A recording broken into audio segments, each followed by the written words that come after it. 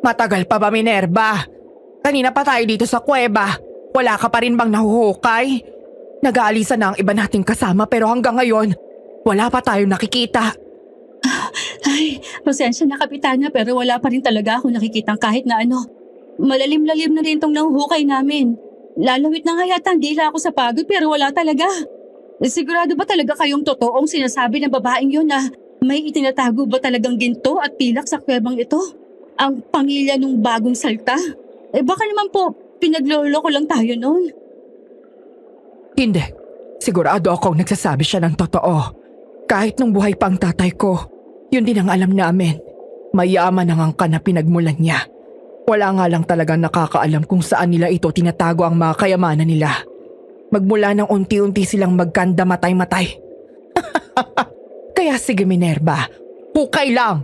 Huwag kang titigil ha. Hanggat wala kang nakikita, wala akong pakialam kung lumawit man ang dila mo sa pagod. Makikinabang ka rin naman kapag nakuha natin yan. Ay, ano ba namang klaseng buhay to? Bakit ba ako napasama sa kalokohang to? Ay!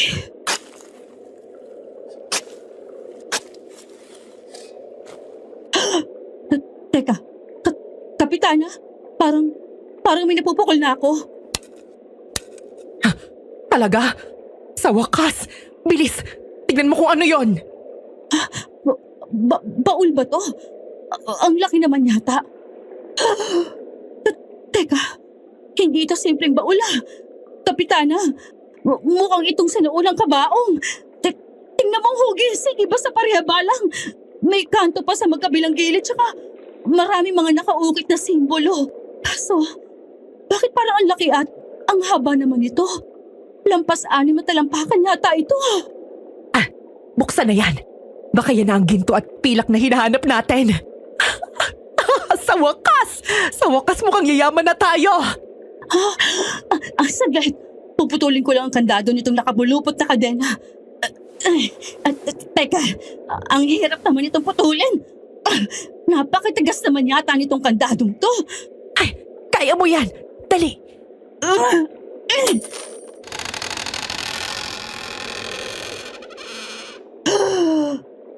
Kapitana? O ano? Nakita mo ba ang ginto at pilak? Bakit bigla kang napaatras dyan? Hindi. Kapitana, may nakahimlay sa loob. May bangkay dito sa kabaong. Anong? Sandali. Bakit hindi pa naagdas ang bangkay na yan? Gaano na ba katagal nakalibing ang kabaong yan dito sa kuweba? Ay, hindi. Huwag mo nang intindihin yan. Hindi yan ang pakay natin. Ang importante ay makuha natin ang mga Ay, put! Oh, bakit na naman? Kapitana, yung bangkay! Yung bangkay! Biglang nagbulat ang mata! Anong? Nahihibang ka na ba? Hindi, Kapitana! Tingnan mo! Ang bangkay! Bumabangon! Anong klaseng nilalang yan, Minerva? Bakit mukhang... Mukhang halimaw! Diyos ko! Diyos ko, Kapitana! Tumakbo na tayo!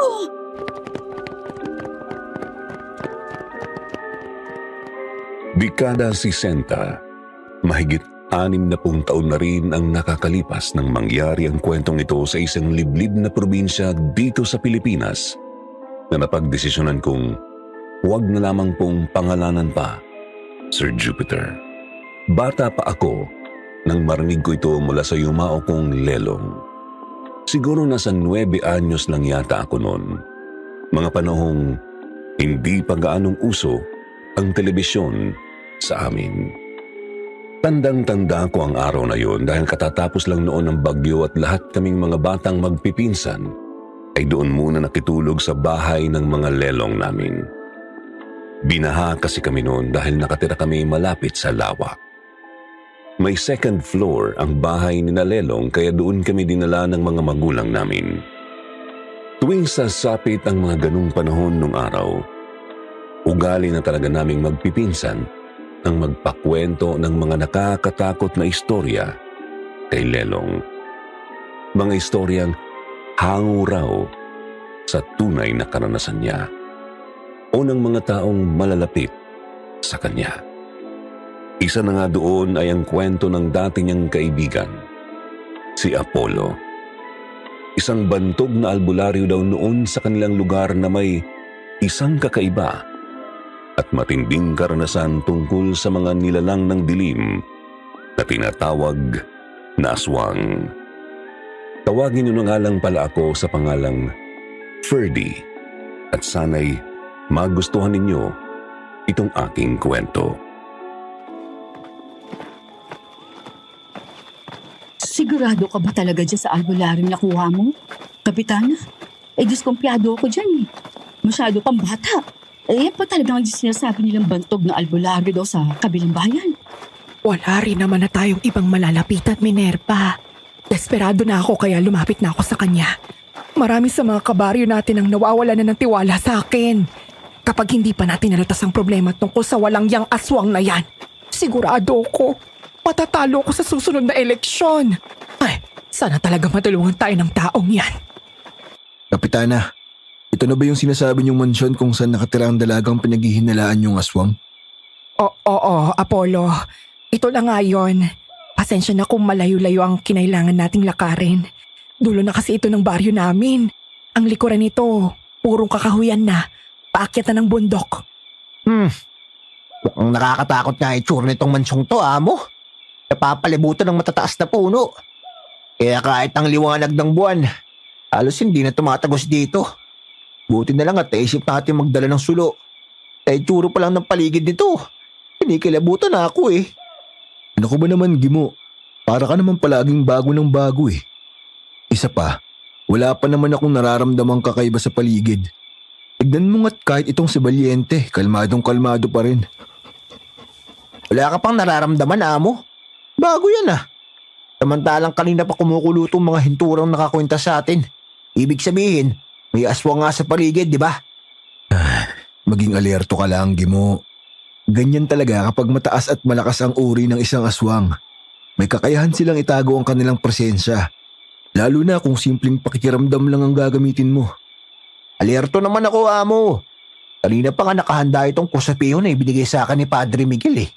Pag nagpakita sa akin ng aswang na yun, siguradong sunog siya kapag naitapat ko ito sa noo niya. Talaga lang ha. Baka kapag lumabas ang aswang, ikaw pa ang unang-unang kumaripas ng takbo dyan. Hindi mo alam kung gaano kaseryoso ang problema ng baryo namin ito. Marami na nabibiktima rito. Magmula na dumating ang babaeng yan.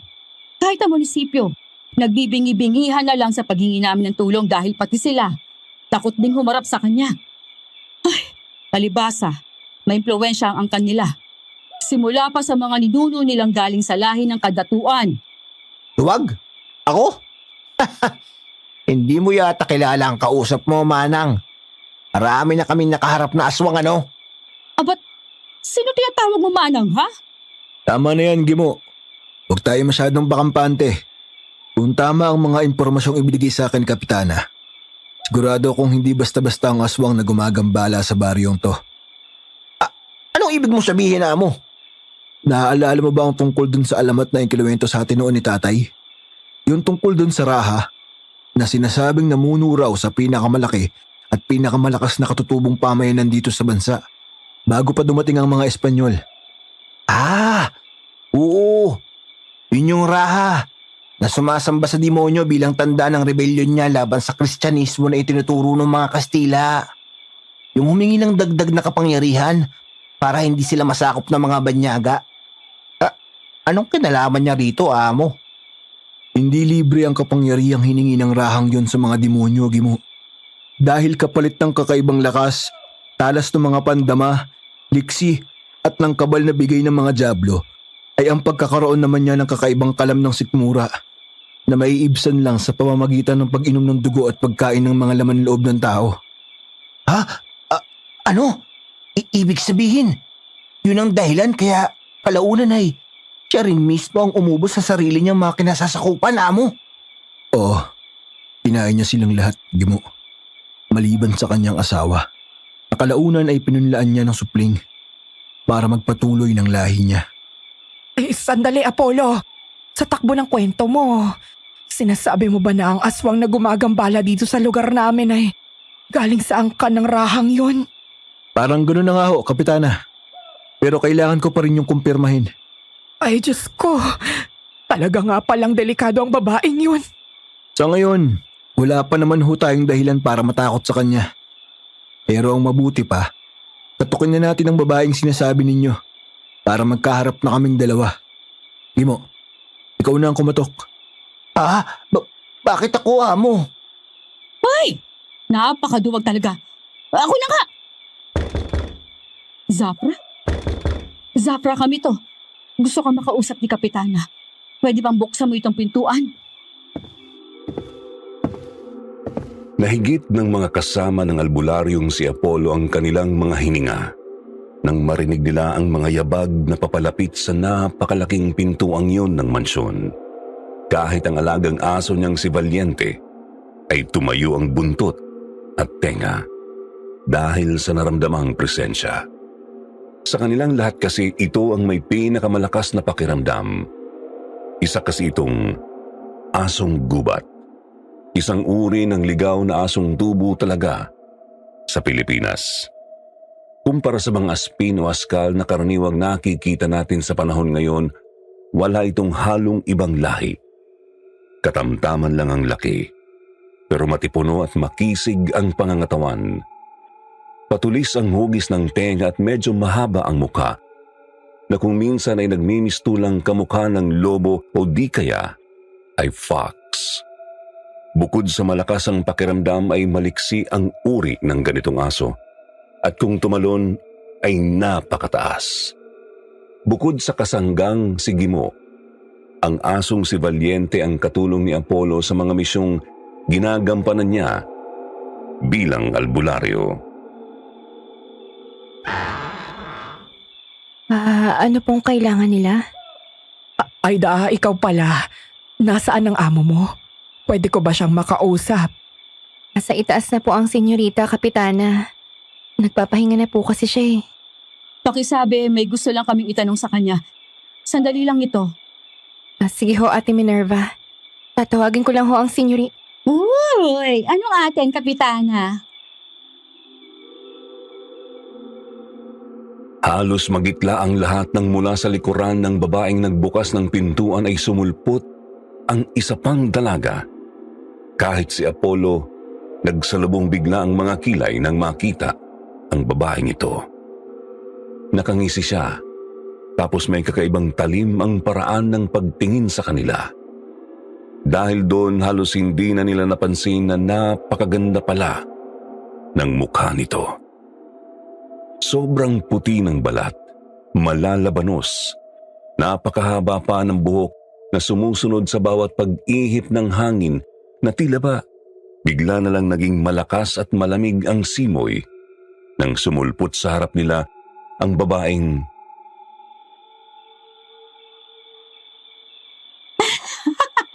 Ano na naman bang pakay niyo at gabing-gabi na ay naparito pa kayo? Saka, sino ba itong mga kasama ninyo? Mga bagong muka. Ngayon ko lang sila nakita. Zafra, may natagpuan na namang bangkay kagabi. Malapit dito sa mansyon mo. Wak-wak ang dibdib hanggang tiyan. Nawawala ang mga laman loob. May 2 butas sa leeg na animoy kinagat ng mabangis na hayop na matutulis ang pangil. Tuyot din ang dugo niya. Huwag ninyong sabihin ako na naman ang pinagbibintangan yung gumawa nun. Ay, Kapitana naman. Ilang beses ko bang sasabihin sa inyo na hindi ako ang aswang na nambibiktima sa baryong ito? Bakit ba nag-aaksaya kayo ng oras sa akin? Alam mo ang dahilan kung bakit, Zafra. Sa lahat ng tao rito, ikaw lang naman ang may potensyal na maging aswang. Hindi lang dahil sa nakaraan ang pinanggalingan mong angkan, kundi dahil sa ikaw lang naman ang may matutulis na pangil sa baryong ito. Bigla na lang itinuro ni Minerva ang bibig ng babaeng tinawag nitong Zafra na nang mga sandaling yun ay eksaktong bahagyapang nakanganga. Dahil doon napansin nilang tama nga ang sinasabi nito. Mahahaba ang mga pangil ng dalaga na agad namang ikinasinghap ni Gimo. Sa sobrang gulat pa nito, itinaas niya bigla ang hawak na krusipiho at ininikit iyon sa noo ng dalaga. Aswang ka nga. Ha? Bakit walang epekto sa'yo itong... Ano ka ba? Meron din ako niyan eh. Bigla na lang ipinakita ni Zafra sa kanilang lahat ang sarili nitong krusipiho na mas malaki at di hamak na mas maganda pa kaysa sa hawak ni Gimo. Ang hawak kasi ni Gimo ay gawa at inukit lang mula sa matibay na kahoy. Habang kay Zafra naman ay mukhang gawa sa purong pilak at napakaganda pa ng disenyo. Dahil doon, nabigla silang lahat. Ay, uulitin ko sa inyong lahat. Hindi akong aswang na umaatake sa baryong ito. Huwag niyong aksayin ang oras ninyo sa akin. Gamitin niyo na lang yan sa pagpuksa sa totoong halimaw na gumagala sa baryong ito. Imposible! Marami lang nakakakita sa'yo, Zafra. Na sa tuwing may matatagpo ang patay, naroon ka rin. Hindi naman pwedeng nagkataon lang ang lahat ng yon. Isipin niyo ang gusto niyong isipin. Wala naman akong kailangang ipaliwanag sa inyo. Ngayon, kung wala na kayong sasabihin pa, makakaalis na kayo. Aida, pakisara ang pintuan pagkaalis nila. Zafra, sandali. Hindi pa ako tapos sa kausapin ka. Pero hindi pa pinansin ni Zafra ang kapitana. Bagkus ay nagpatuloy na lang ito sa pag-akyat sa hagdanan ng mansyon niya. Pasensya na po kayo, Kapitana. Ang maipapayo ko lang ho sa inyo, umalis na ho kayo rito hanggat maaga pa. Delikado na ho kasi kapag tuloy na kayong inabot ng dilim sa daan. Ikaw, Aida, sigurado ka bang hindi ka mapapahamak niya sa amo mong yan? Bakit hindi ka nalang umalis sa puder niya? Sumama ka na lang sa amin. Hindi na ho, Ate Minerva. Malaki ho ang pagkakautang ng pamilya ko kay Senyorita. Ayos lang ho ako. Sige ho, magandang gabi po sa inyo. Bago tuluyang sumara ang pintuan, nagtama pa ang mga mata ni na Apollo at ng dalagang si Aida na napag-alaman niyang taga-silbi pala sa mansyong yun. Nabasa niya agad ang tila paghingi ng tulong sa mga mata ng dalaga kaya nagsalubong muli ang kilay niya. Sa tingin ko, kailangan na natin bumalik, Kapitana. Wala tayong mapapala rito ngayong gabi. Mukhang ayaw makipagtulungan sa atin ang dalagang yon. Talagang hindi makikipagtulungan sa atin yun. Dahil siya ang aswang. Huwag kayo magpapaniwala sa kanya. Sigurado may kung anong kababalaghan lang siyang ginawa para hindi siya tabla ng krusipiyong yan. Talagang demonyita. Ay, huwag kayo masyadong mainis, Minerva. Pasasaan ba at mapapatunayan din natin na siya ang aswang sa baryong ito. Sa tulong nitong si Apollo at Gimo. Nakakaasa ho kayo, Kapitana. Magaling itong amo ko. Palalabasin natin kung sino ba talaga ang kalaban sa baryong to. Hindi namin kayo bibiguin. Pangako. O eto, dito muna kayo sa kubong itong manuluyan hanggat nandito pa kayo sa baryo namin. Maliit lang itong kubong ito pero sa tingin ko naman magkakasya kayo dyan. Huwag kayo mag-alala dahil hindi rin naman kayo namin gugutumin. Maraming salamat talaga sa pagtanggap sa paanyaya kung magtungo kayo rito, Apollo. Wala akong ano man yun, Kapitana. Salamat ho sa pagpapatuloy. O siya, lumalalim na ang gabi. Uuwi na rin kami ni Minerva at mahirap na baka kami naman ang mabiktima ng aswang. Sige, ingat ho kayo. Gimo, kanina ka pa tulala dyan. Hindi ka pa ba papasok sa loob? Pasensya ka na, amo. Iniisip ko lang kasi yung nangyari kanina. Malinaw naman sa atin na aswang nga ang babaeng yun. Pero bakit kaya hindi siya tinablan nitong krusipihong bigay ni Padre Miguel? Abay, ngayon lang nangyari yun. Ilang aswang na ang pinatumba nito Mahirap sagutin yan sa ngayon, Gimo. Mukhang kailangan natin bumalik sa mansyong yung bukas ng tayong dalawa lang. Kaya mo. O siya, halika na't pumasok na tayo sa loob. Amo, may nararamdaman yata si Valiente. Maging alerto tayo. May aswang sa paligid. Ayun siya, amo. Lumilipad sa ibabaw natin.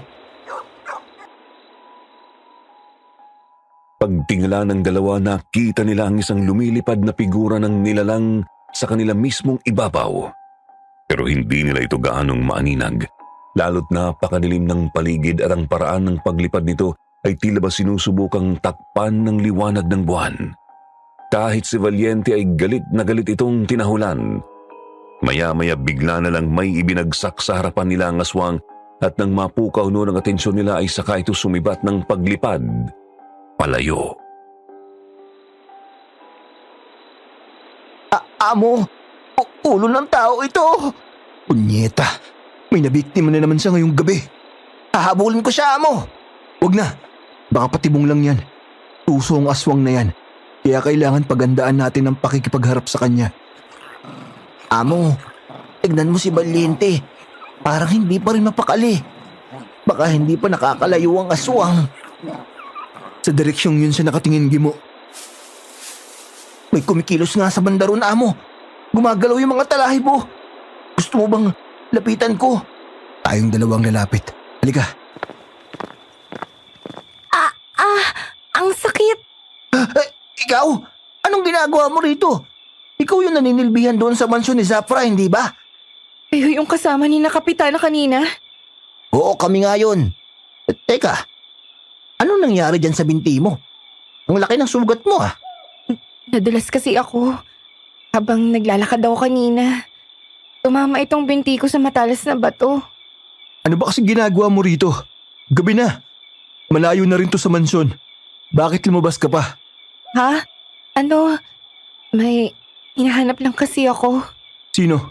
Ang amo mo ba? Oo. Nakita ko kasi siyang lumabas ng mansyon pagkaalis niyo kanina eh. Sinundan ko siya. Kaso nawala siya sa paningin ko. Ganun ba? Sinasabi ko na nga ba't siya ang aswang na nakaharap natin kanina. Mukhang binabalaan niya tayong wag nang makailam pa sa kaso ng baryong to, amo. Hindi sumagot si Apollo sa sinabing yun ni Gimo. Bagkus ay bigla niya na lang kinargang sugatang dalagang si Aida bago siya nagsalita. Ang mabuti pa, dalhin muna natin siya sa kubo para magamot. Gimo, pakiakay na si Valiente pa uwi. Sige, amo. Kaibigan, di ka na.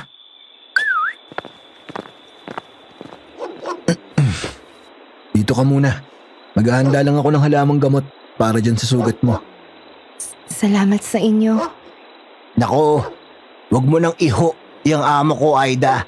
Mukha namang kaunti lang ang agot ng edad ninyong dalawa. Batang-bata pa yan si amo. Kung ganon, ano bang pwede kong itawag sa kanya? Apollo, yun na lang itawag mo sa akin. Total, yun naman ang pangalan ko. Sige, Apollo. Huwag kang malikot. Gagamutin ko lang tong sugat mo. Lumuhod na si Apollo sa harapan ni Aida at nagsimulang gamutin ng sugat nito. Namula naman ang pisngi ng dalaga nang hawakan ni Apollo ang paa niya at marahang pinunasan upang tanggalin ang mga dugong namuo sa paligid ng sugat gamit ang malinis at basang bimpo. Hindi ka ba hanapin ng amo mo? Hindi naman niya ako napapansin nung wala ako dun. Sigurado ko umaga na naman uuwi ang senyorita. Gaya ng palagi niyang ginagawa. Matagal ka na bang naninilbihan sa kanya? Oo naman. Bata pa lang ako, sa kanila na ako nagtatrabaho. Alam mong aswang ang amo mong yun. Hindi ba, Aida? Ha? Anong? Alam mo, Aida, wala ka rin namang may tatago dyan kay amo eh. Ang galing na albularyo yan. Kaya kung ako sa'yo, magsabi ka na lang ng totoo. Oo. Alam kong aswang ang senyorita ko pero alam ko ring mabait siya. Kahit kailan naman hindi pa niya ako sinaktan eh. Sana huwag niyo rin siyang sasaktan. Hindi namin maipapangako sa'yo yan, Aida. Kung totoong ang senyorita mo nga ang aswang na gumagambala sa baryong to, kailangan namin siyang tugisin. Walang puwang sa mundong ito ang mga nilalang na kasing sama niya. Sabihin na nating mabait siya sa'yo. Pero, paano naman ang mga ginawa niya sa ibang mga kabaryo ninyo? Alam ko naman yun eh. Kaya lang, ang senyorita na lang ang natitirang kasama ko sa buhay. Wala na akong pamilya. Natatakot akong pati siya ay mawala na rin sa akin. Sana talaga tigilan niya kung anumang masamang ginagawa niya sa baryong to. Buti na lang talaga, hindi ako galing sa lahing gaya ng kanila. Eh bakit? Kapag nawala naman yung amo mong aswang, pwede ka namang mag-asawa na lang ah. Alam mo, kung hindi mo na itatanong binatang binata rin niyang amo ko. Baka pwede kayo... Ano ba naman tong si Valiente? Hindi na tumigil sa kakatahol dun sa labas ah. Teka nga, titignan ko muna. Nako, ako rin aalis na ako. Baka nakakaabala na ako rito sa inyo eh. Salamat ulit sa panggagamot ng sugat ko, Apollo. Medyo malaki ang sugat mo, Aida. Delikado rin ang daan. Baka mamaya niyan. Kaya ko naman, Apollo. Salamat sa pag-aalala mo pero sanay na ako rito. Isa pa, hindi ako mapapahamak. Hindi na nagawa pang pigilan ni Apollo na umalis ang dalagang si Aida ng gabing yun. Nagmadali na itong maglakad palayo matapos itong magpaalam din kay Gimo. Inihatid na lang nila ng tingin si Aida. Gusto pa nga sana itong sundan ni Gimo dahil nag-aalala siya sa dalaga. Pero pinigilan siya ni Apollo. Kung gusto siyang kainin ng aswang, dapat matagal na niyang ginawa yon. Siguradong hindi mapapahamak si Aida. Ang mabuti pa, magpahinga na lang muna tayo, Gimo. Ay, kung sa bagay. Sige amo, kalmado na rin naman tong si Valiente. Tayo na sa loob. Maagang nakatulog ang dalawa ng gabing yun dahil na rin sa dami ng nangyari. Kinabukasan, maaga rin silang nagising dahil sa ingay ng mga taong nagkukumpulan sa labas ng bahay nila na mukhang nakakita na sa wakas sa pugot na ulong inihagis ng aswang sa harapan nila kagabi. Hindi na rin kasi iyon inalis ni na Apollo at Gimo dahil gusto nilang makita rin ito ng mga taga-baryo upang mas umigting pa ang disiplina nilang huwag nang lumabas pa ng gabi. Apollo! Gimo! Mabuti naman at nagising na kayong dalawa. May biktima na naman ang aswang. Alam na ho namin ang tungkol dyan, Kapitana. Nakaharap na namin ang aswang kagabi. At siya mismo ang naghagis ng pugot na ulong yan sa harap namin. Ay Diyos ko. Mukhang pati kayo ay pinagbabantaan na niya. Huwag kayo mag-alala, Kapitana. Hindi madaling masindak ang amo ko. Ang totoo ho niyan, balak naming magronda ni Gimo mamayang gabi. Mabuti naman kung ganon. Akala ko aatras na kayo eh. Siya nga pala, Kapitana. Nakita na namin ang katawan ng pugot ng ulo na yan. Doon namin natagpuan sa tapat mismo ng mansyon ni Zafra. Talagang napakaitim ng budhi ang babaeng yan. Sa tingin ko, Kapitana, oras na para sugurin natin sila. Handa namang tumulong ang mga kabaryo natin sa pagtugi sa aswang na yon. Pagpayag nyo na lang ang hinihintay namin. Ay hindi pwede, Minerva. Masyadong delikado ang gawaing yon. Hindi ko pwedeng basta na lang iadya ang buhay ng nasasakupan ko. Para lang sa aswang na yon. Ayoko nang madagdagan pa ang namatay sa lugar na ito, oh. Iba talagang pagmamahal mo sa mga kabaryo natin, Kapitana. Kaya talagang sa susunod na eleksyon, ikaw pa rin ang iboboto namin. Hindi ba mga kasama? Mabuhay si Kapitana! Pinigilan ni Apollo ang mapangiwi ng mga sandaling yun sa biglang pagsingit ni Minerva sa kandidatura ng kapitana para sa susunod na eleksyon. Lihim na lang siyang napailing. Sinasabi niya na nga ba at hindi puro ang intensyon ng kapitana sa ginagawa nitong pagtulong sa mga kabaryo niya. May itinatago itong ibang layunin sa ginagawang panunugis kay Zafra. Ganun pa man, pinili na lang niya na huwag magbigay ng opinyon tungkol dito. Apollo? Oh, Aida, ikaw pala. Kumusta na ang binti mo? Ayos naman na ako, Apollo. Maraming salamat sa pagtulong mo sa akin kagabi ha. Siya nga pala, may dinala ako para sa'yo. Nako, ang ganda ng ngiti mo sa amo ko, Aida. Ano ba yung dala mo? Wala naman. Simpleng kakanin lang to. Maliit na pasasalamat ko kay Apollo. Hindi ka na sana nag-abala pa, Aida. Siya nga pala, saan ka galing? Pauwi ka na ba? Gusto mo bang ihatid ka namin? Galing ako dyan kay Kapitana. May pinag-usapan kasi kaming dalawa kanina doon sa tanggapan ng barangay. Pero ngayon, papunta na ako sa bayan. Bukas pa ng gabi ang balik ko. Napatango na lang si Apollo sa sagot ng dalagang si Aida. Hindi nakaligtas sa kanyang paningin ang pamumula ng pisngi nito pati na rin ang malagkit na paraan ng pagtingin nito sa kanya na parang may gustong ipahiwatig. Ganun pa man ay pinili na lang niyang huwag bigyan yun ng kahulugan sa ngayon dahil may mas importante pa siyang gagawin. Matapos magpaalam ng dalagang aalis na siya ay bumalik na sa kubo ang dalawa at nagsimula ng maghanda para sa gagawin nilang pagro-ronda mamayang gabi. Sinasabi ko na nga ba't hindi palalampasin ng aswang na yun ang gabing to? Halika, Gimo. Hanapin natin kung saan galing yung sigaw. Sa bandaro na mo, doon nakatingin si Valiente. Sige, kaibigan. Ituro mo sa amin kung saan naroon ang aswang. Sinundan ni na Apollo at Gimo ang alagang si Valiente nang magsimula itong tumakbo sa mabatong daanang iyon na napapaligiran ng nagtataasang mga puno. Nakaangat na naman ang abuhin nitong balahibo, tanda na nakaalerto ang aso.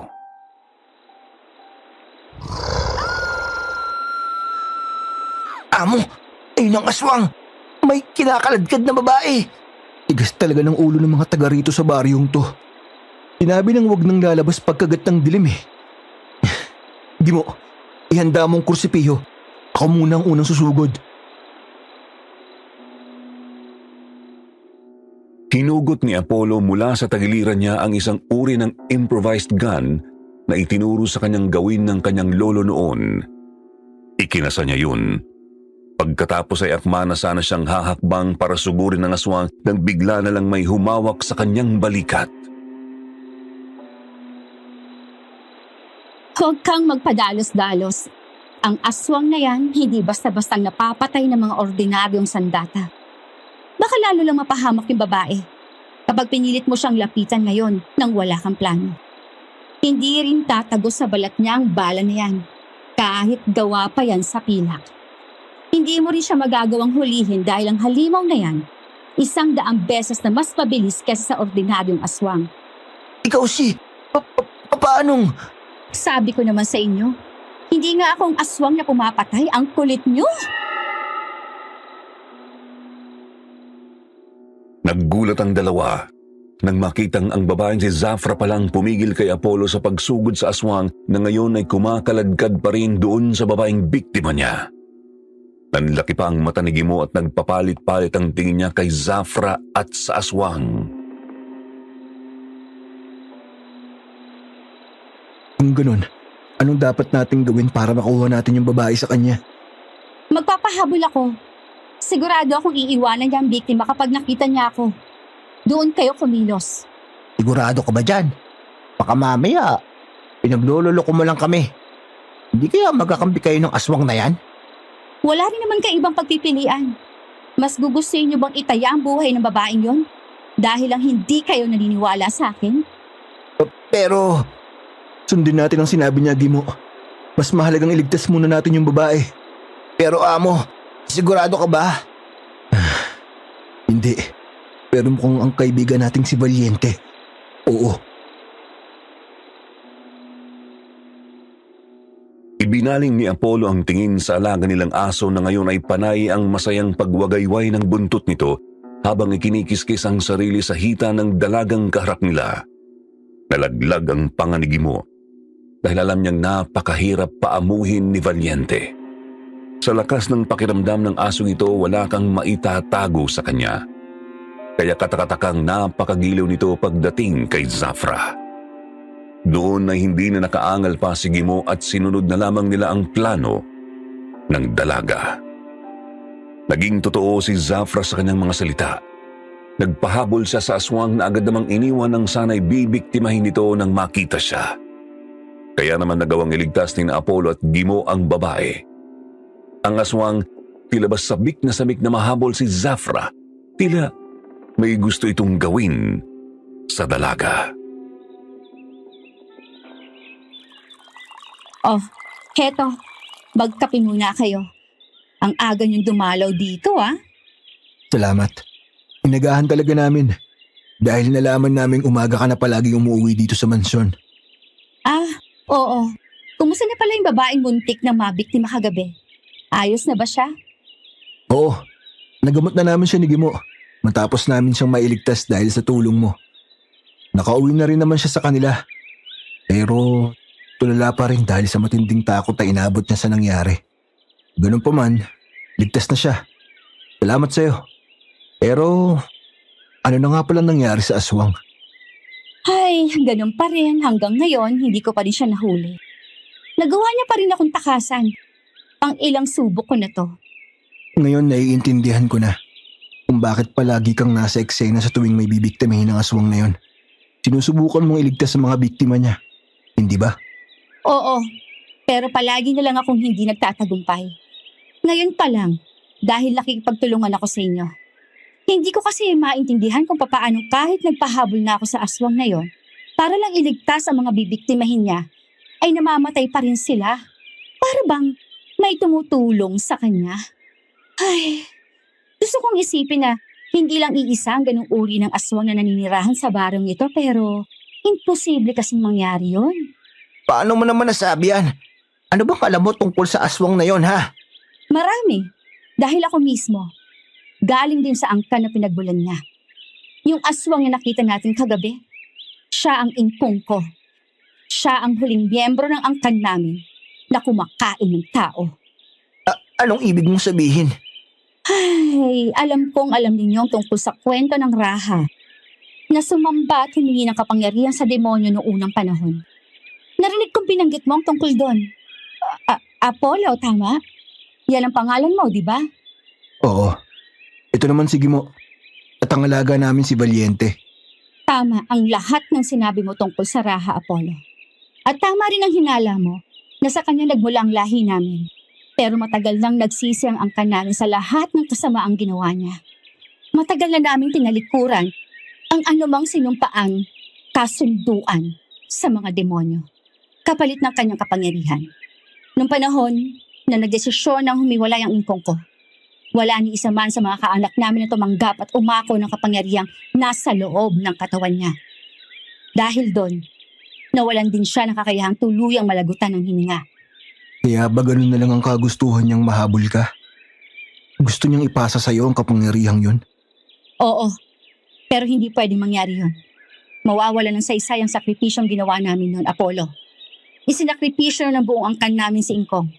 Hinayaan namin siya maghirap nang ilibing namin siya ng buhay sa kailaliman ng kwebang yon. Para lang matigil ang pambibiktima ng lahi namin sa mga tao. Nilagyan pa namin yun ng orasyon para walang sino man na may lahing aswang ang makapasok pang muli sa kuweba. Kaya hindi ko alam kung sino nagpakawala sa kanya.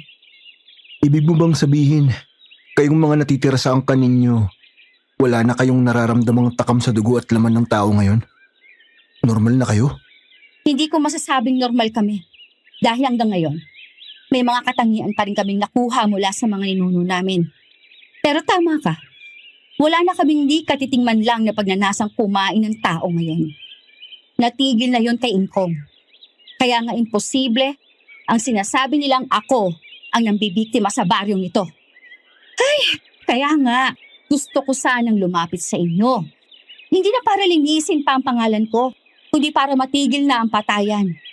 Gusto kong humingi ng tulong para muling mailibing ang Ingkong. Hindi ko kayang gawin yun na mag-isa.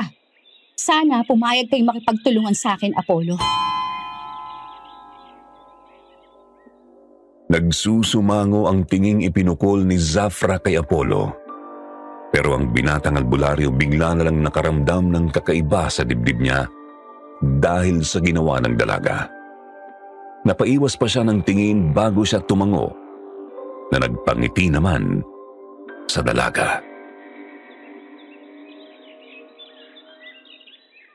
Talaga? Tutulungan niyo ko? Oo, sabi. Pero lumayo ka nga ng konti. Masyadong malapit ang mukha mo sa akin. Ay, pasensya ka na. Masaya lang ako. Kung makikipagtulungan kami sa'yo, gusto ko sanang isikreto muna natin yon. Iba ang kutob ko. Sa tingin ko, may nananaba tayo sa'yo eh. Kailangan muna nating alamin kung sino yon bago tayo kumilos. Yun din ang palagay ko, Apollo. Aalis na muna kami. Pero gusto ko lang ipaalala sa'yo. Delikado ko ay pagpapatuloy mong pagpapahabol sa aswang.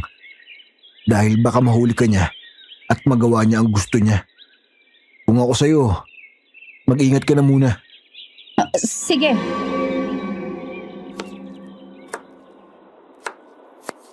Amo, sigurado ka bang makikipagtulungan tayo sa babaeng yon?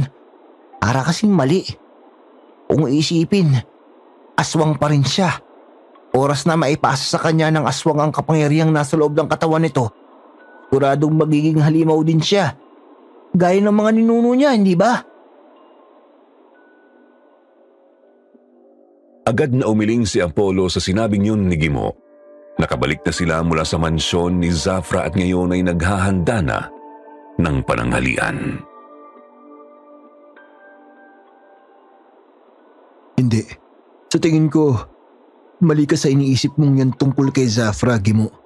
Sa totoo lang, kahit ako, aminado rin ako sa sarili ko na nagkamali ako ng panghuhusga sa kanya. Anong ibig mo sabihin, Amo? Sa lahat ng tao sa baryong to, sa tingin ko, siya lang ang mapagkakatiwalaan. Nakita mo naman siguro kagabi kung gaano niya kagustong iligtas ang biktima ng aswang. Kahit ang kapalit nun ay ang paglalagay niya ng sarili niya sa panganib. Hindi ba? Yun ay sa kabila ng ginagawang pambibintang sa kanya ng mga tao rito. Amo, paano kung paraan niya lang yun para masilo tayo at paniwala ang mabuti nga siya? Sa dami ng mga nakakasalamuha ko, madali na lang sa aking matukoy kung sino ang totoo at hindi, Gimo. Kaya sigurado ko kung mayroon mang traitor sa baryong to, hindi si Zafra yon. Nagsalubong lang ang kilay ni Gimo. Hindi maintindihan kung ano ang ipinupunto ng kanyang amo. Kaya naman nagpatuloy pa rin sa pagpapaliwanag si Apollo. Natatandaan mo ba ang aswang na naghagis sa atin ng ulo ng tao? Nung unang gabi natin dito sa baryo? Oo, Amo. Yung aswang na bigla na lang lumipad sa ibabaw natin? Yun nga. Ngayon, natatandaan mo ba ang itsura ng nakaharap nating aswang kagabi? Oo, Amo. Matangkad yun. Malaki ang katawan. Mukha pa rin siyang tao. Kaya lang, mabalahibo. Pero, wala siyang pakpak, Amo. Ibig sabihin, Oo, Gimo. May isa pang aswang na nambibiktima sa baryong to. Pero hindi yun kalahi nila Zafra. Sa tingin ko, ginagaya niya lang ang paraan ng pagpatay ng lahi nila para ibaling kay Zafra ang sisi. pero sino naman ang gagawa nun, Amo? At saka, bakit? Isa pa, paano hindi natin nararamdaman kung sino siya? Hindi natin nararamdaman, Gimo. Pero ang kaibigan nating si Valiente, umpisa pa lang, alam na niya kung sino ang tunay na mga kalaban ng baryong to. Mga taong mapagbalat kayo. Mga nagpapanggap na mabuti. Mga taong mas masahol pa sa halimaw. Sinong... Itigil mo muna yung ginagawa mo. Sumama ka sa akin at may pupuntahan tayo. Walang nagawa si Gimo kundi ang sumunod na lang kay Apollo ng mga sandaling yun. Kahit puno ng pagtataka at mga tanong ang isip niya. Nagtaka siya nang sa paglalakad nila ay namalayan niya na lang na nandoon na sila sa likuran ng tanggapan ng barangay. Anong ginagawa natin dito, Amo? Kakausapin ko lang si Kapitana. May gusto lang akong alamin sa Walang niya talagang babaeng yon, Minerva. Siya pa talaga ang may ganang magbanta? Na ipagkakalat niya daw na tayo ang may kasalanan sa nangyayari ngayon dito sa baryong to. Sinabi ko naman sa'yo noong una pala, Kapitana. Hindi mapagkakatiwalaan ng babaeng yon, lalo't isa rin siyang aswang. Pinaniwala lang niya tayong may kayamanang nakatago sa kwebang yon. Pero yun pala, halimaw ang matatagpuan natin. Kailangang hindi malaman ng mga kabaryo natin ang tungkol doon, Minerva. Masisirang ang pangalan ko. Kailangan patahimikin natin ang babaeng yon sa pag-uwi niya mamayang gabi. Paano naman natin gagawin yon, Kapitana? Palalabasin natin siya ang susunod na biktima ng aswang. Nang sa ganon, lalong tumibay ang pangungumbinsi natin sa mga tao na si Zafra ang aswang. Hindi akalain ng dalawa ang naulinigan nilang usapan ni na Kapitana at Minerva sa loob ng tanggapan ng barangay. Gulat na gulat si Gimo, pero si Apollo ay napapailing na lang dahil sa wakas ay nakumpirma na rin niya ang kanyang hinala. Ngayon alam niya na kung sino ang tunay na mga kalaban ng baryong yun.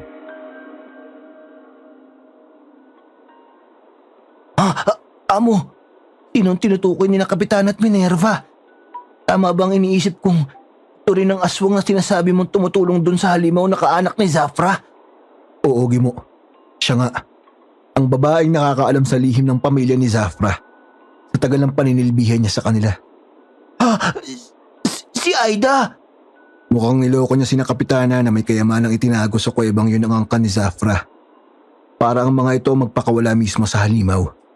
Dahil may orasyon ng kuwebang yun. Upang hindi ito mapasok ng ibang aswang na tulad niya. Kailangan malaman agad ni Zafra to bago pa. Apollo? Aida? Oo, ako nga. Pasensya na kayo, pumasok na ako dito sa kubo ninyo. Nakabukas kasi yung pintuan eh. Teka, yung alaga niyo ata Apollo nagugutom na. Galit na naman eh. Tamang-tama, may dala akong pananghalian para sa inyo. Gimo, pwede bang ilabas mo muna si Valiente? Mukhang naiinip na siya rito eh. Sige amo, igagala ko muna ito. Maiwan ko muna kayong dalawa. Lihim na nagpasalamat si Apollo na agad nakuha ni Gimo ang gusto niyang ipahiwatig. Lumabas ito kasama ang kanilang alaga at siguradong mamaya pa ang balik nito. Ang akala ko mamayang gabi pa ang balik mo, Aida. Maaga kasing natapos ang kailangan kong gawin sa bayan, Apollo. Isa pa, gusto talaga kitang puntahan. Ako? Bakit naman? Sensya ka na kung magiging mabilis ako sa'yo. Pero sa tingin ko kasi, gusto kita. Unang kita ko pa lang sa'yo, iba na yung pakiramdam ko, Apollo. Sa tingin mo ba, pwede mo rin ba akong magustuhan? Pero, kakikilala pa lang natin, Aida. Sigurado ko ba sa nararamdaman mong yan? Oo, Apollo. Ngayon ko lang naramdaman ng ganito. Ikaw ba? Hindi ka man lang ba nagagandahan sa akin? Ngumiti si Apollo at humakbang papalapit kay Aida at hinaplos ang mukha nito. Nang mga sandaling yun, ramdam ng binatang albularyo ang kakaiba sa bumabalot na aura dito. Iba rin ang amoy na nalalanghap niya mula sa dalaga. Tila ba inaakit siya nun?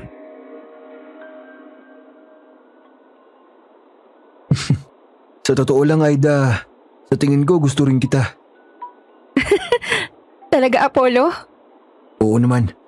Ang totoo niyan, parang gusto na nga kitang halikan ngayon. Sige, Apollo. Lumapit ka. Gawin mo kung anong sinasabi ng puso mo. Inilapit pa ni Apollo ang mukha niya sa mukha ni Aida. Sa totoo lang ay matindi ang pagpipigil niya ng mga sandaling yun upang hindi siya tuluyang madala ng ginamit nitong gayuma. Hindi niya agad napansin yun noong una silang nagkita. Pero ngayon ay sigurado siyang may gayumang ang ginagamit ang dalaga. Mukhang sinusubukan talaga siyang siluin nito. Sige, Apollo. Lumapit ka sa akin. Gawin mo ang sinasabi ng puso mo. Lumapit ka sa... Anong ibig sabihin nito, Apollo? Anong ginagawa mo sa akin? Bakit mo ginagapos yung kamay ko? Sa tingin mo ba ang isang albularyong katulad ko ay madali mo lang malilinlang sa mga gawain mo, Aida? Masyado mo yata minamalit ang kakayahan ko. Alam kong isa kang aswang, Aida. Kahit gaano mo pa itago ang presensya ng halimaw sa pagkatao mo, hindi mo yun magagawang ilihim sa akin ng matagal. Ngayon, kung gusto mong buhayin pa kita, mas mabuting sagutin mo ang lahat ng itatanong ko sa'yo. Biglang inilabas ni Apollo ang krusipiho na ipinahiram sa kanya ni Zafra kanina bago sila umalis ng mansyon nito. Umuusok ang palapulsuhan ni Aida kung saan itinali ni Apollo ang lubid pang kasal na binindisyonan ng kaibigan nilang pari kaya sigurado siyang hindi ito makakawala. Kilalang panghuli talaga sa aswang ang gamit na yon. Ang krusifiho ni Zafra! Bakit nasa sayo yan? Magkasabot kayo? Magkasabwat? Huwag mo kami igaya sa gawain mo, Aida.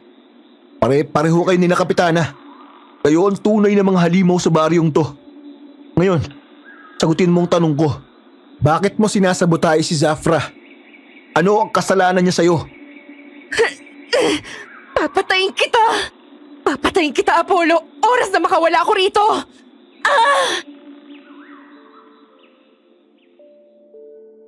Bigla na lang isinaksak ni Apollo sa hita ni Aida ang dulo ng krusipihong yari sa purong pilak na ikinasigaw nito.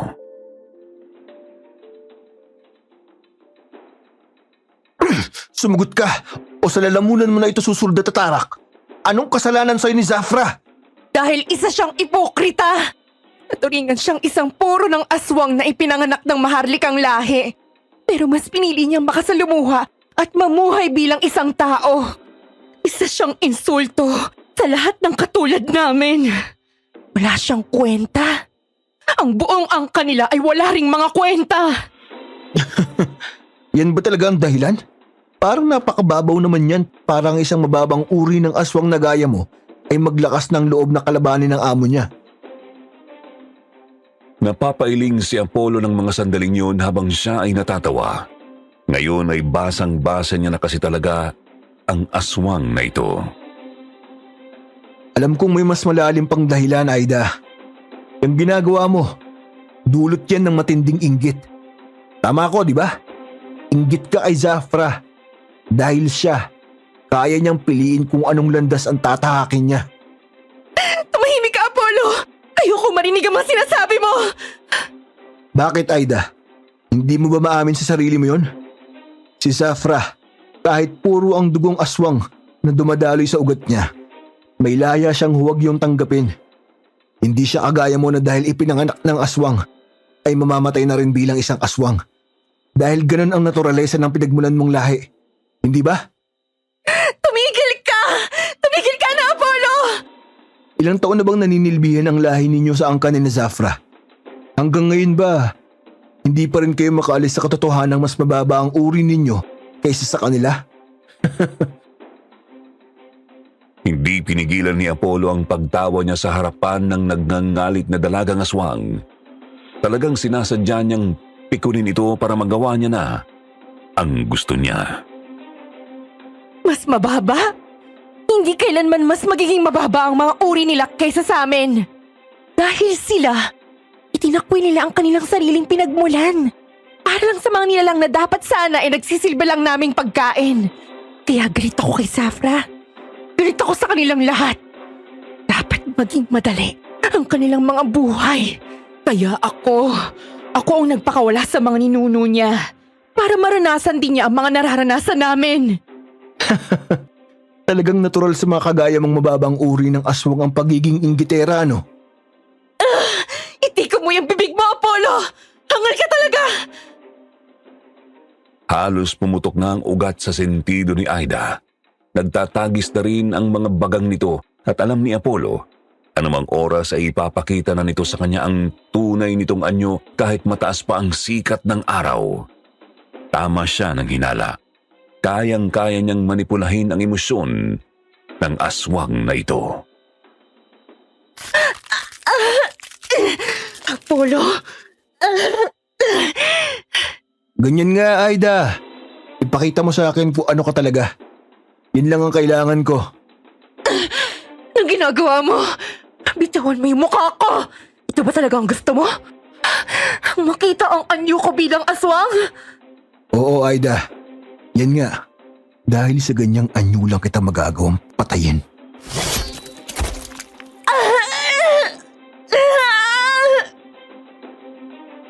Pumilamsik pa ang dugo ni Aida sa pisngi ni Apollo bago ito tuluyang nawalan ng ulirat. Hanggang sa huling hininga ni Aida ay nakita niya kung gaano katindi ang puot sa mga mata nito habang nalalaglag ang naputol nitong ulo sa kanyang harapan. Nagbuga siya ng malalim na paghinga pagkatapos noon. Napagtanto niyang hindi pa rin nagbabago ang kanyang kahinaan. Hanggang ngayon hindi niya pa rin kayang pumatay ng aswang kapag ito ay nasa anyong tao pa. Pinulot niya ang napugot na ulo ni Aida at hinintay ang muling pagbabalik ng kasanggang si Gimo na alam niyang nagtungo na ngayon sa mansyon ni Zafra upang ipaalam ang natuklasan nila.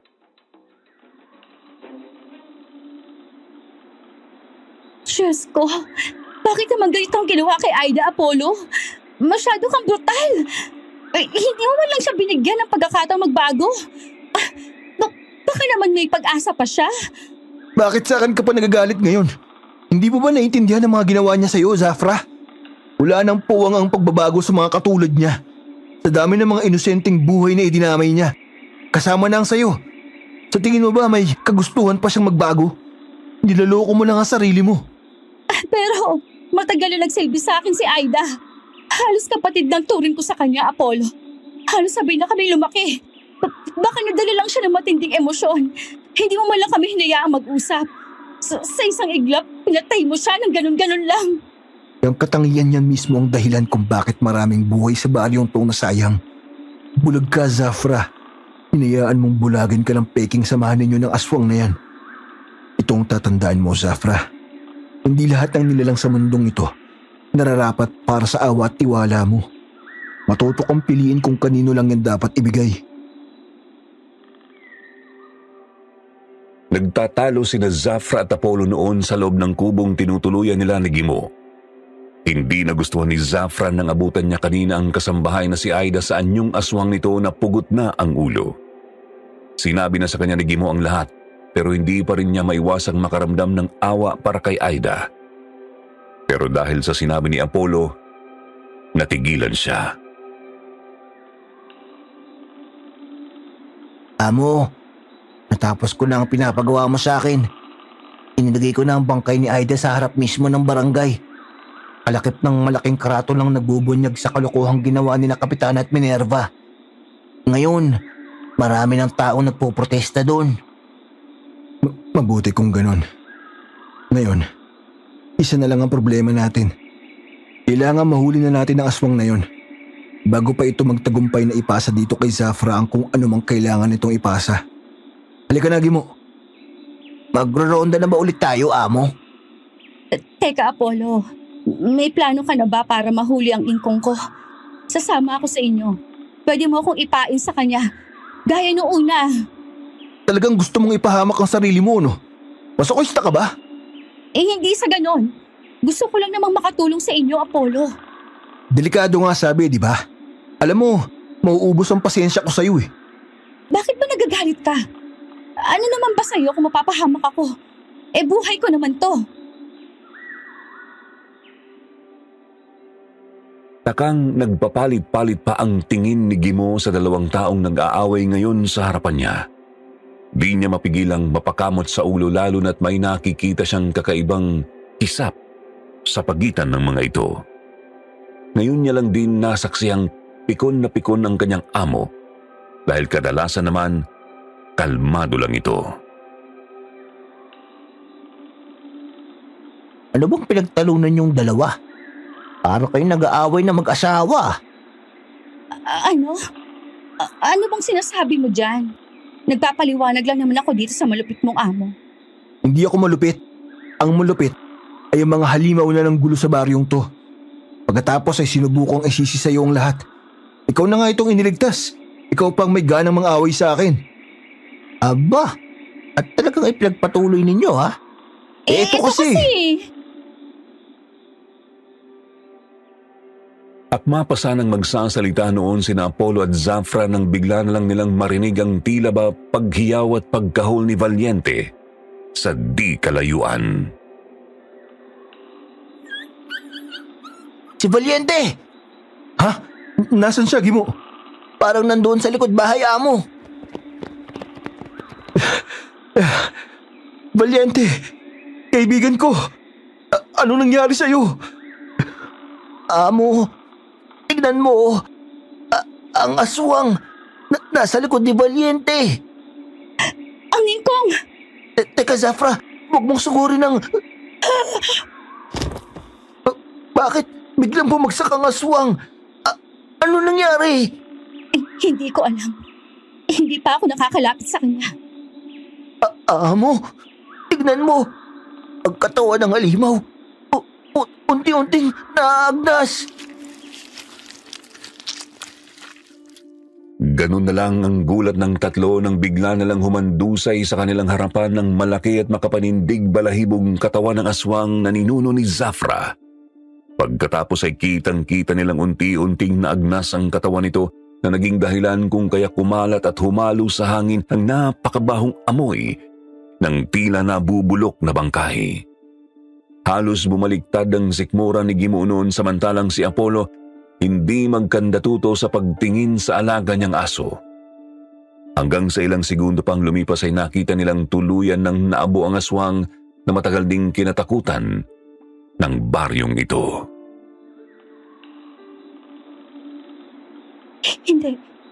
Hindi pwede to, Apollo.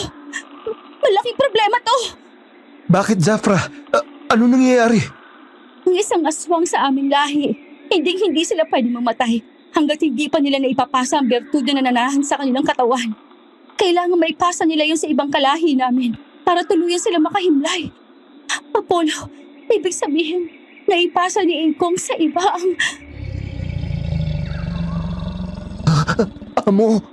Amo si Valiente. Si Valiente.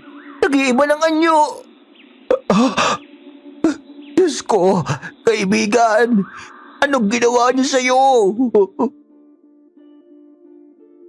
Bigla na lang naglulundag ang alagang aso ni na Apollo noon. Panay ang pagwagwag nito sa sarili niyang ulo na parabang may pinipilit alisin doon ang aso. Kitang-kita nilang tatlo na nagsimulang maglaway si Valiente. Ang mga pangil nito humahaba at lumalaki, ganun din ang mga kuko.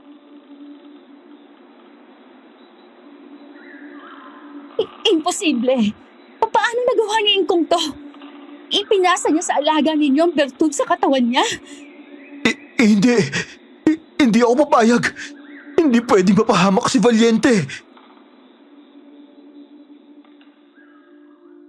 Akmang hahakbang si Apollo noon papalapit sa minamahal na alaga pero inangkla ni Zafra ang mga braso nito sa bisig niya upang pigilan siya.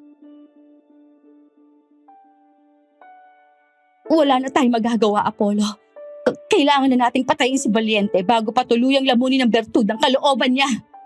Hindi pwede. Hindi nyo naiintindihan. Hindi pwedeng mawala sa akin ang alaga ko. Amo, tama si Zafra. Hindi mo ba nakikitang nahihirapan si Valiente? Alam ko, hindi niya gusto itong nangyayari sa kanya ngayon. Alam nating pareho na ayaw niyang maging halimaw siya. Pero hindi ko siya kayang patayin, Gimo. Hindi ko magagawa yun sa kanya.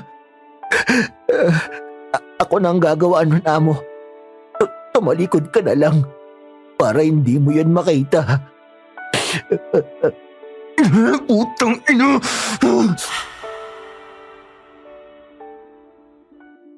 Naikuyom ni Apollo ang kanyang dalawang kamao habang tumatalikod siya. Patuloy pa rin niyang naririnig ang pag-ungol at pag-angil ni Valiente. Kaya nahihirapan pa rin siya kahit hindi na niya ito nakikita. Simula noong magsimula siyang maging albularyo, kasama na niya ang alaga. Kaya talagang napakabigat ngayon ng kalooban niya sa nangyari. Dinig niya rin ang ginawang paghugot ni Gimo sa punyal nito. Alam ni Apollo na yun ang gagamitin ni Gimo upang iwalay ang ulo ni Valiente sa katawan nito gaya ng ginawa niya kay Aida. Dahil doon parang nanumbalik sa kanyang pagtatalo nila ni Zafra kanina. Para siyang sinampal ng kaliwat kanan nang mapagtantong halos pareho sila ng sitwasyon ngayon. Ngayon ay naiintindihan niya na ang dalaga. Kung bakit ito nagalit sa kanya na basta na lamang niyang binawian ng buhay ang itinuring nitong sariling pamilya. Teka, sandali! Apollo! Gimo! Tingnan niyo si Valiente! Bumabalik siya sa dating anyo! Ano? Oo nga, amo. Tingnan mo ang bibig ni Valiente. Parang may iniluluwa siya. Napatakbo si Apollo palapit sa kanyang alaga na nakita niyang pilit niyang isinusuka ang isang bagay mula sa lalamunan nito. Dahil doon nagsambit si Apollo ng dasal pagkatapos ay saka niya dinukot ang bibig ng kanyang alaga gamit ang sarili niyang kamay upang hugutin ang kung anumang pilit na iniluluwa ni Valiente.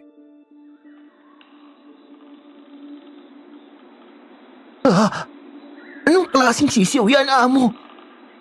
Bakit ang daming galamay? Yan ang bertud, Gimo. Yan ang bertud na nananahan sa katawan ng mga kalahi namin na nagdudulot sa amin ng matinding kalam ng sikmura para sa dugo at laman ng tao. Mukhang hindi tinanggap ng katawan ni Valiente ang bertud na ito. Dahil nakalaan lang ito para sa lahi ninyo, Zafra. Kung ganun, patayin mo na yan, amo. Patayin mo na... Hindi yun magagawa ni Apollo. Kapag ginawa niya yun, lilipat sa dugo niya ang kasunduan ng raha sa demonyo. Ibig sabihin, siya naman na magiging halimaw. Sa kanya muling mabubuhay ang sumpa. May paraan pa para mapuksa ito, Zafra. Mapapatay ko ito nang hindi nakukuha ang sumpa. Ang mga bagay na gawa ng mga dyablo, isa lang ang makakatalo. At yun ay walang iba, kundi ang Diyos. Bigla na lang inilabas ni Apollo noon ang krusipihong ibinigay sa kanila ni Padre Miguel na gawa sa matibay na uri ng kahoy. At yun ang idinikit niya sa katawan ng hawak na sisiw. Kitang-kita nilang doon pa lang ay nagsisiyap na ito sa sakit. Pilit itong kumakawala sa kamay ng bantog na albularyo. Ang kamay ni Apollo. Nang mga sandaling yun, tila ba napapaso at nalulusaw ang balat habang hawak ang sisiw. Para bang hindi sisiw ang hawak niya, kundi isang nilalang na nagbabaga. Domine, adiuvame, queso utong, mostrum, ademonibus, artum, exintunguam, aufer, omniviculum, quod hoc ad infernum, connectit, ibiam omnia, commendo. Domine, adiuvame, queso ut hoc mostrum, domenibus, artum, extinguam, aufer omni vinculum quad hoc ad infernum connectit, tibiam omnia commendo. Matapos ang pagbulong na yon ni Apollo ng isang dasal, nagulat na lang silang lahat ng isang malakas na tunog ng pagpisa ang narinig nila. Amo, agsisiw!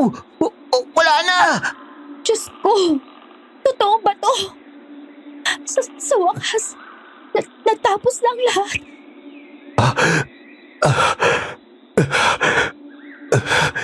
Oo, Zafra. Sa wakas, tapos na ang lahat. Salamat po, Diyos ko. Salamat po. Teka, Apollo, ang kamay mo. Ang sakit. Ang kamay ko. Parang hindi ko na maramdaman. Apollo! Apollo! Amo! Ay, huwag ka mag-alala, Zafra. Nawalan lang ng mali ang amo ko. Mukhang masyadong matindi ang ginamit niyang orasyon. Kaya naubusan siya ng enerhiya. Alika, ipasok na natin siya sa loob. Ganon din si Valiente. Sabay na ginamot ni na Zafra at Gimo noon ang mag-among parehong sugatan at nawalan ng malay. Halos walang pagsidlan ng tuwa ang dibdib nila dahil sa wakas ay parehong ligtas ang mga ito at walang sino man sa kanila ang binawian ng buhay. Magdamag na binantayan ni Zafra si Apollo ng gabing yun. Talagang gusto niyang siya ang unang makita nito sa pagmulat nito ng mga mata. dahil ang lalaking ito ang siyang nagligtas sa kanya at sa buong angkan nila laban sa sumpang matagal na panahon na nilang iniinda.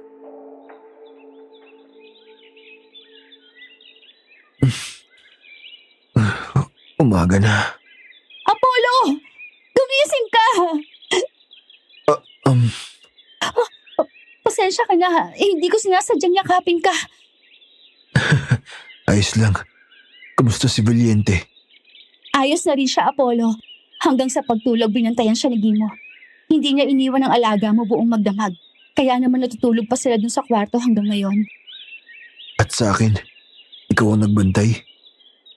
Oo. Gusto ko kasi magpasalamat sa'yo sa pagmulat pa lang ng mga mata mo. Dahil sa pagsagip mo sa akin at sa buong baryong ito. Laban sa banta ng mga aswang at tiwaling politiko. Kung ganon, di ayos lang palang yakapin mo ako. Sige na, yumakap ko na ulit. Ano? Ganun na lang ang panlalaki ng mata ni Zafra nang ibuka pa ni Apollo ang mga bisig niya na parabang inaanyayahan niyang yumakap nga ulit sa kanya ang dalaga. Hindi ko alam na marunong ka rin pala ng mga ganyan, ha? Akala ko tahimik, masungit, at palagi ka lang seryoso. Bakit? Anong akala mo sa akin? Tuod? Hindi naman sa... Ang ingay mo lagi. Yumakap ka na lang sabi. Apollo, Pasensya ka na, Zafra. Pasensya na kung basta ko na lang kintilang buhay ni Aida nang hindi kayo nagkakausap. Naiintindihan ko na ngayon ang ibig mong sabihin. wala na yon. Ang totoo, nararapat ang naman talaga yun sa kanya dahil sa dami ng kasalanan niya, Apollo. Teka, anong nangyayari dito? Natulog lang kami. Nagyayakapan na kayo. Anak ng...